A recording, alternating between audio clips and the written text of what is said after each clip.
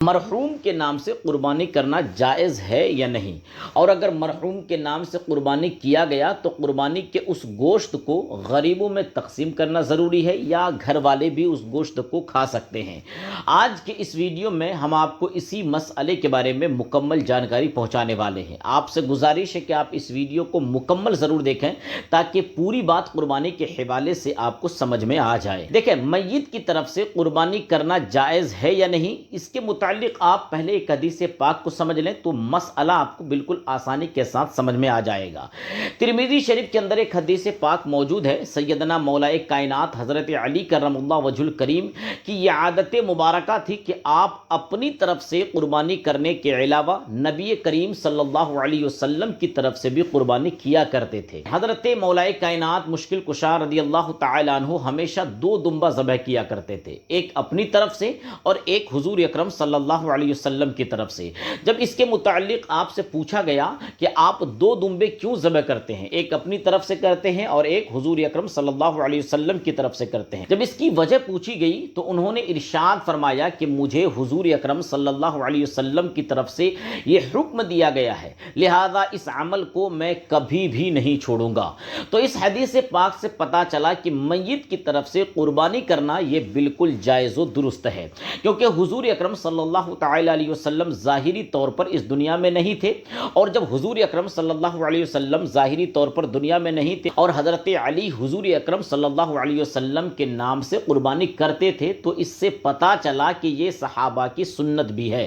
لیکن میت کی طرف سے قربانی اگر کی گئی ہے تو اس کی دو صورتیں ہیں، اس کو آپ اچھی طریقے سے دھیان سے سن لیں کہ وہ دو صورتیں کون کون سی ہے۔ نمبر ایک، جو شخص انتقال کر گیا ہے، اگر انہوں نے کچھ مال چھوڑا تھا اور وصیت کی تھی کہ میری طرف سے قربانی کر دینا، تو اب انہوں نے جو مال چھوڑا تھا اس مال کو تین حصہ کیا جائے گا، ایک حصے سے ان کی وصیت پوری کی جائے گی اور یہ پورا کرنا ضروری ہوگا، یعنی وصیت کو پورا کرنا ضروری ہے، اور اس کے بعد جو دو تہائی ہے، یعنی جو دو حصہ ہے وہ سب ورثاء میں تقسیم ہوگی، لیکن ایک تہائی میں اس کی وصیت پوری کی جائے گی۔ اگر انہوں نے وصیت کی ہے تب ایسی صورت میں ایک مسئلہ آپ ضرور دھیان میں رکھیے گا۔ مسئلہ یہ ہے کہ جس جانور کو اس مرحوم کے نام پر قربان کریں گے جس نے وصیت کی ہے، تو اس جانور کو جو قربان کریں گے وصیت کرنے والے کے نام پر، تو اس کا گوشت آپ غریبوں میں، مسکینوں میں، محتاجوں میں تقسیم کرنا آپ کے لیے ضروری ہوگا۔ اس جانور کا گوشت نہ گھر والے کھا سکتے ہیں اور نہ ہی کوئی مالدار اس جانور کا گوشت کو، اس جانور کے گوشت کو کھا سکتا ہے۔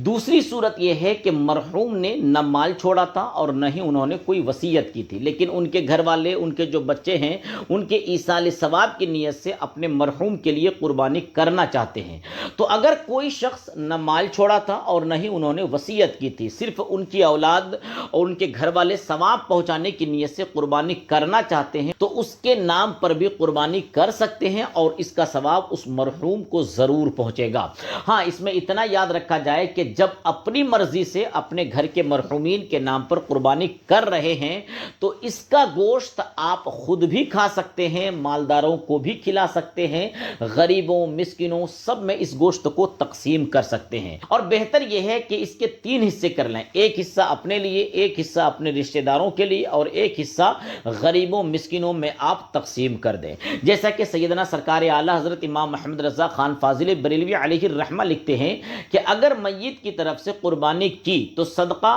اور کھانے میں اپنی ذاتی قربانی والا معاملہ کیا جائے اور اجر و ثواب میت کے لیے ہوگا اور ملکیت ذبح کرنے والے کی ہوگی۔ فتاوی رضویہ جلد 20 صفحہ نمبر 455 اور 456۔ تو خلاصہ کلام یہ ہے کہ اگر میت نے وصیت کی ہے کہ ان کے مال سے قربانی کی جائے تو ان کے مال سے ان کے نام کی قربانی کی جائے گی اور اس گوشت کو غریبوں، مسکینوں میں اور غربا و مساکین میں بانٹ دیا جائے گا، اور اگر وصیت نہیں کی، صرف ثواب کی نیت سے کسی مرحوم کے نام پر قربانی کر رہے ہیں، تو خود بھی اس گوشت کو کھا سکتے ہیں اور غربا و مساکین کو بھی اس گوشت کو کھلا سکتے ہیں۔ بس فرق یہ ہے کہ وصیت اگر کر کے گئے ہیں، مرحومین کی وصیت ہے، تو اس گوشت کو ہم نہیں کھا سکتے، کسی مالدار کو نہیں کھلا سکتے، اور بغیر وصیت کے اگر صرف ثواب پہنچانے کے لیے ہم قربانی کر رہے ہیں تو اس گوشت کو ہم خود کھا سکتے ہیں، غربا و مساکین کو بھی کھلا سکتے ہیں اور مالدار کو بھی کھلا سکتے ہیں۔ امید ہے کہ آپ کو آج کا یہ مسئلہ اچھی طریقے سے سمجھ میں آ گیا ہوگا۔ اگر یہ ویڈیو آپ کو اچھی اچھی لگی ہو تو اپنے دوست و احباب تک ضرور شیئر کریں۔ اس کے علاوہ اگر ابھی بھی کوئی کنفیوژن باقی ہو اس کے متعلق تو آپ کمنٹ سے لکھ کر ہم سے ضرور پوچھ سکتے ہیں، انشاءاللہ آپ کے سوال کا جواب بالکل قرآن و حدیث کی روشنی میں ضرور دیا جائے گا۔ اگر آپ نے ابھی تک ہمارے چینل کو سبسکرائب نہ کیا ہو تو سبسکرائب بھی ضرور کر لیں تاکہ مزید اسلامی مسائل کی مستند جانکاری حاصل کر سکیں۔ السلام علیکم ورحمۃ اللہ تعالی وبرکاتہ۔